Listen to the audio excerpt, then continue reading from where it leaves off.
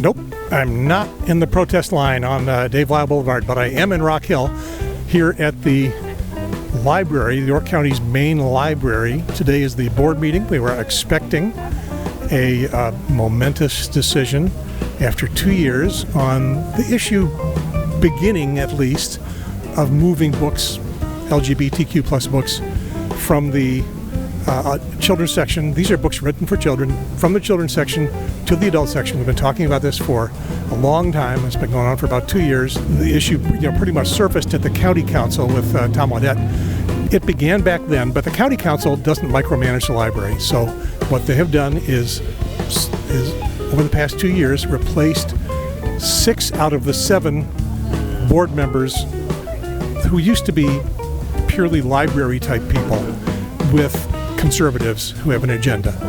And we were expecting them to finalize that policy to push the books out of the children's section into the adult section. They didn't do that today. I'll give you a heads up. I won't bury the lead. They didn't do that today. But we talked to some people as we were getting ready to go into this and after we were done. So let's just take a look at what actually transpired and some of the activism that's taken place along this issue. And the can has been kicked down the road. Yes, this is the York County Democratic Party's YouTube show and podcast. Wait. And we call it YCDP TV. I'm out of here. YCDP TV. Here's where we are, everybody. What are we doing here? Who are you?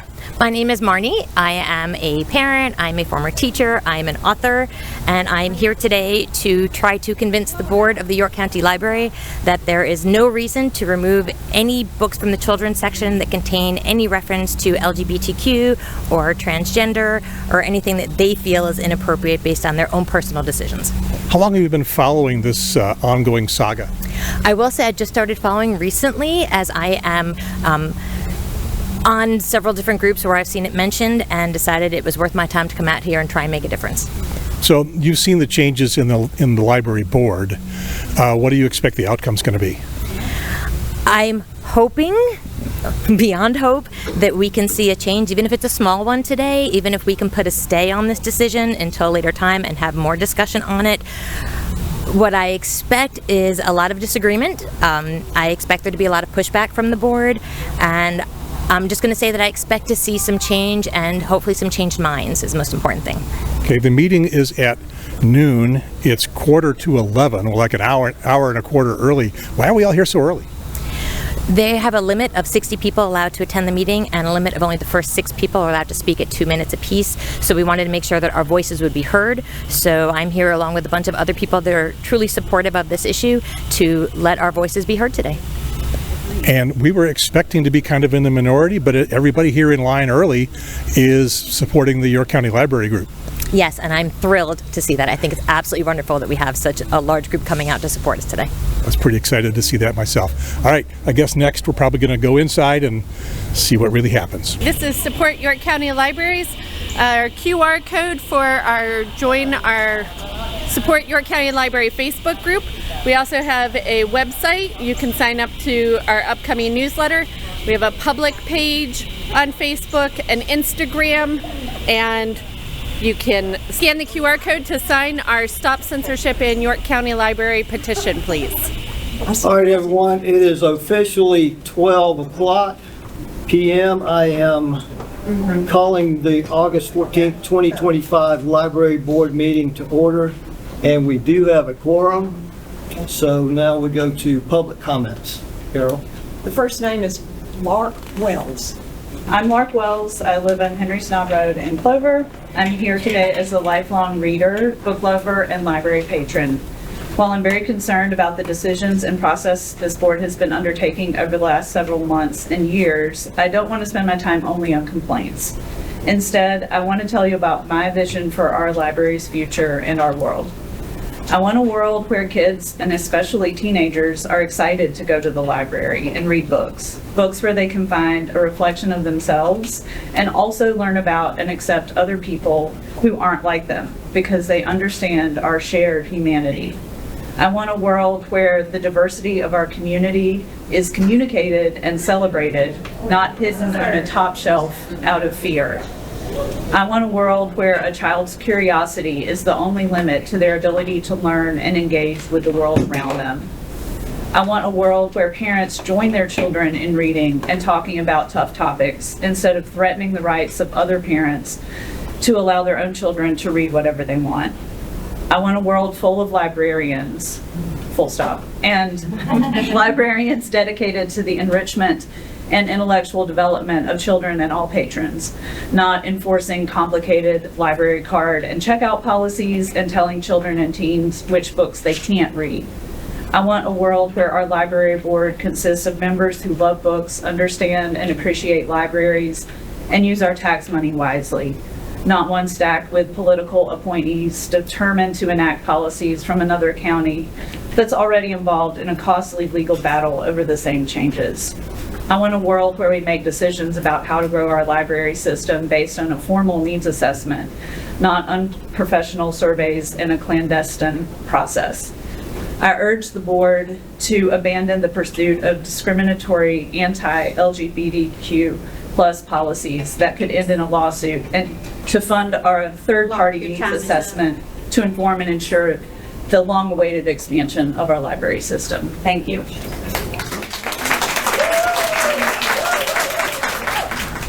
I'm Sherry Pankratz. I live at 240 Driftwood Lane in Rock Hill. I'm speaking this afternoon out of concern that the Board Policy Committee is considering moving YA books with gender questioning subject matter to the adult section. I want to provide a warning that I will be referencing suicide in this speech. As the parent of an adult transgender child and a high school teacher for 31 years, I have deep personal interest in this topic. You have this big sign on your building. I love this sign. It means, are you a youth in crisis? Head up to the YA section where you're going to find a basket full of tampons and deodorant so you can regain your dignity while we figure out if you need food and shelter.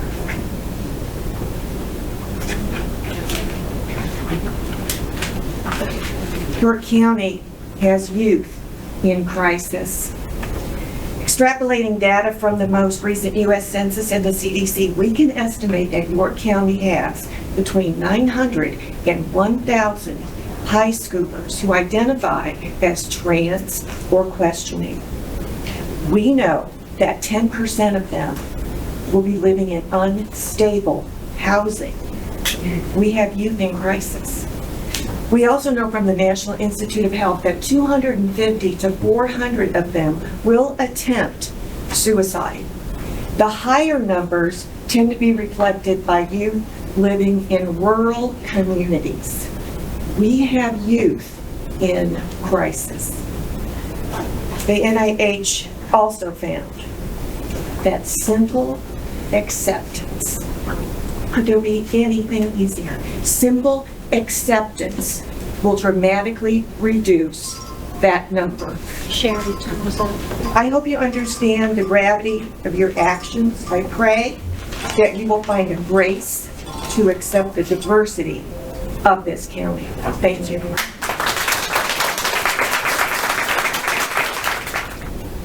Good afternoon, board and members of York County and surrounding areas. My name is Marty Mormort. I'm coming to you today as a parent of a trans youth. I'm coming to you today as an English teacher, and I'm coming to you today as an author of children's books, young adult novels, and one of my children's books being LGBTQ based. And as it stands, that would never be represented in this library. I want you to remember when you were a small child and the first time you walked into a library and how your eyes were wide open and your heart was fluttering and the excitement that you felt when you walked into a library at a small age and you could pick a book for yourself off the shelf. That amazing feeling of turning the page and thinking, the worlds that are available to me and the stories that I can read and I can personally relate to. Something that I can find myself in the pages between these two covers that now mean something to me. And I'm getting a love of learning that will stay with me, hopefully, for the rest of your lives. And everyone here has probably experienced that feeling as well. Now imagine a small child coming in who is questioning, Possibly, am I on the LGBTQ community? Do I feel maybe I'm attracted to someone of the same gender? Maybe my body, the exterior of it, doesn't represent who I am on the interior. And they go to the shelves and look for books and they're reading stories and they're saying, this doesn't represent me. Where am I? And they don't find anything to represent them. And they go to a librarian and say, excuse me, with their little hands up in the air, excuse me, do you have any books about someone like me? And the librarian has to look them in the face and say, go to the adult section, where you find books involving stories about sexuality, about abortion, about drug use, about issues that are not appropriate for small children. And you are sending these children to areas to read information that is not appropriate for them. Reading about the love between two men or about someone who is questioning who they are on the exterior versus the interior is not inappropriate. Reading a book that deals with topics such as oral sex is extremely inappropriate for young children. And these books are in the wrong section. Okay, Marty, thank you. Thank you. Please reconsider your decision.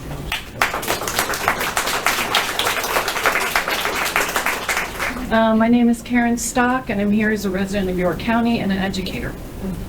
A public library should be a haven for diversity and community. I am deeply concerned that this community will be damaged by the ignorant bigotry that has emerged in other parts of our country.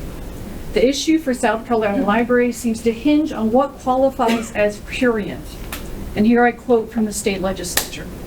Prior to receiving any of these funds, county libraries must certify to the state that their county libraries do not offer any books or materials that appeal to the prurient interests of children under the age of 17 in children's, youth, or teen book sections, end quote. Prurience, like obscenity, like pornography, is wide open for interpretation. For the library board in Greenville, it seems that being gay or trans or non-binary is obscene. Let me be exceedingly clear. This is wrong. By restricting access to books, we're not protecting children and teens. As other speakers have said, you're damaging them. Homosexuality is not shameful, not obscene. If you're straight and you have a mom and dad at home, great, that's super.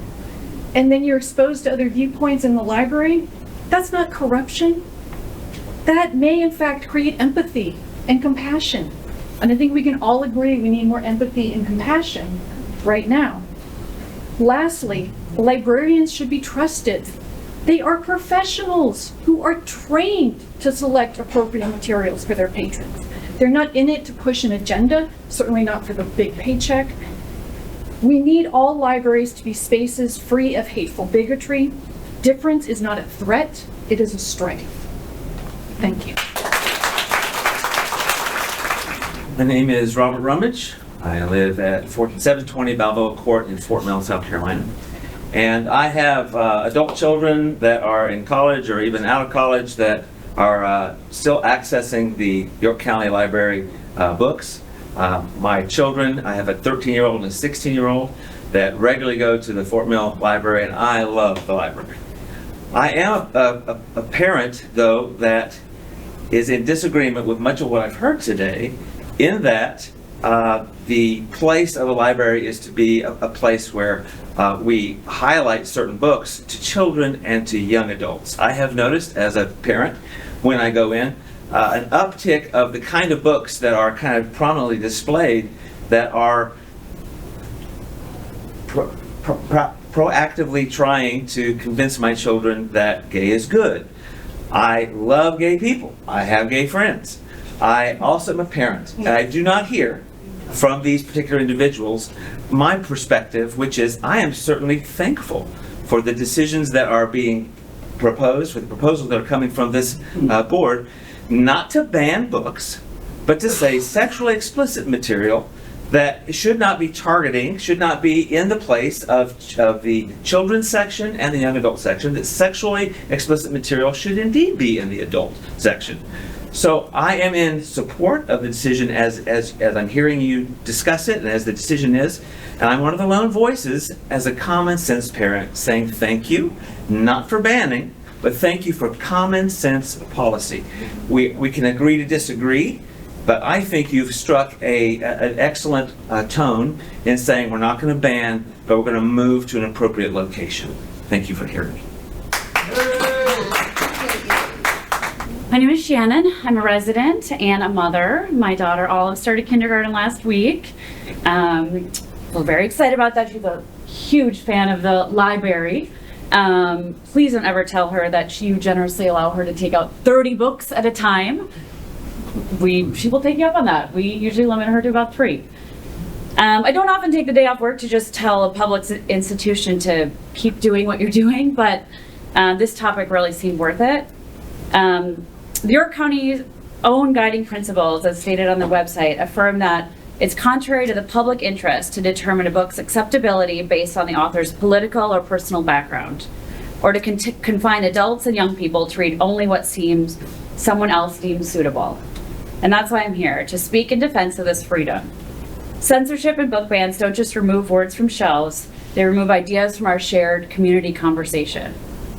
Olive is growing up in a world where she will need to think critically, navigate differences, and engage with a diversity of perspectives. Protecting her freedom to read all kinds of books gives her the tools to do just that. Limiting access does the opposite. I urge you to keep York County's libraries a place where every person, adult or child, has the freedom to explore, to question, and to choose for themselves.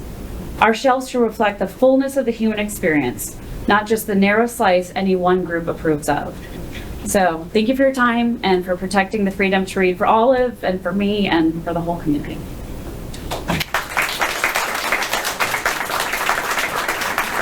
All right, moving on to reports. The policy committee. Yes, the policy committee right now is where we left the last meeting, committee meeting, is we turned our draft copy over to the county attorney for comments.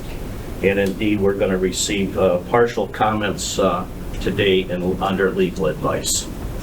So we're proceeding, we've been forewarned about lawsuits, and we're proceeding very cautiously with the correct policy. Okay, thank you all. All right, at this point, we are going into executive session. Once that's done, we'll come out of executive session and we'll all can come back in. So this is our release of love and support for York County Libraries. The every paper linked on this chain represents someone in York County who has signed our online petition for inclusive libraries. All right, 1, 2, 3. Support York County Libraries. Support York County. So Carol, you did something unusual. You actually looked at some of the books that have been commented on by the conservatives. What did you find? Right, yeah, so the librarian was kind enough to show us where 2 of these books were. And one is called Red. And it's about crayons. And this red crayon starts interacting with other colored crayons. And, it's what is wrong with interacting with other colors? And it just seems so out there. We can't have that. So, yeah, and then the other one, I was saying when I was young, the library was my haven, and my mother would let me go and just do and look. If I had picked up the one about pronouns that's in there, that's a child book, I would have probably gone, no biggie. It just doesn't make any sense to me. If you heard the comment just before they closed, they have partial legal advice on what to do, but maybe not complete. And indeed, we're going to receive partial comments today and under legal advice. So I'm going to guess that when we get back in there, they're going to punt this down the road, but that's just my guess. This meeting is back in session. The executive session has ended and no actions were taken. Okay, so we met you earlier, but say your name again. Marnie Mortimer. And this tall guy. Matthew Butler. And Matthew, you're with ACLU, right? I am with the ACLU of South Carolina. Okay, what happened, Marnie? So during the meeting, they took a little break and had an executive committee meeting, which is when they actually discussed the issue at hand and made it so that we were not privy to anything that was said, and we were allowed to come back after the meeting had finished And at that point, they said that no actions were taken during the meeting. So I just clarified with the board members and asked them what exactly that meant, if it was being tabled or what, and they said that they will be continuously meeting as a policy meeting, which... Whatever that means. Yeah, basically it means that they're trying to make sure that all the lawsuits that are coming down on them are being handled, and they don't want to tell us anything that's going on so that they can do it behind closed doors. Are there lawsuits coming down on them? So there is a lawsuit currently that the ACLU of South Carolina is involved with Greenville County and the collection and policy about placement of books in Greenville County. So we don't know what their policy is about placement of books here because they haven't really specified a policy yet, but we've heard them say it's going to be based on Greenville. So what is Greenville's policy? The policy that was in place was about removing books from the children and young adult section. It was more or less based on viewpoint discrimination, which runs foul, of course, of the First Amendment. Okay, so pretty much exactly what we've been talking about here, moving LGBTQ plus oriented books written for children out of the children's section into the adult section. What's the status of the Greenville lawsuit? That is still moving forward. And what, you probably can't say exactly, but what might happen if York County adopts a similar or identical policy? I can't really say what exactly would happen. It would certainly be worth reviewing and considering. So this sort of depends on the outcome of the Greenville lawsuit. When we get one. Right, yeah, more or less. I am also not an attorney. I work with the attorneys on the team, so I can't make any... but you're playing one on TV. I'm playing one on TV always right have to now, say yeah. that. I'm playing one on TV, so I would not want to answer for our legal team, but I'm certain that they would want to kind of see what goes on here and weigh those. All right, so we've kicked the can down the road. Well, we're just going to keep doing it. Hey, that's a win. A delay is win. Because the books are still where they belong. That's exactly right. All right, thank you guys, appreciate it. Absolutely. Thank you. All right, we have kicked the can down the road, but the books are still in place, and at least for now. We'll see what happens, and we will come back at the September board meeting and see if they are going to actually do something. I think that ultimately they didn't have all their legal ducks in a row, is the way things worked out. So maybe they will, and maybe they won't, and we will find out. So that was it. That is it for this episode of the York County Democratic Party's YouTube show and podcast. Yes, indeed, we call it YCDP TV. Over and out.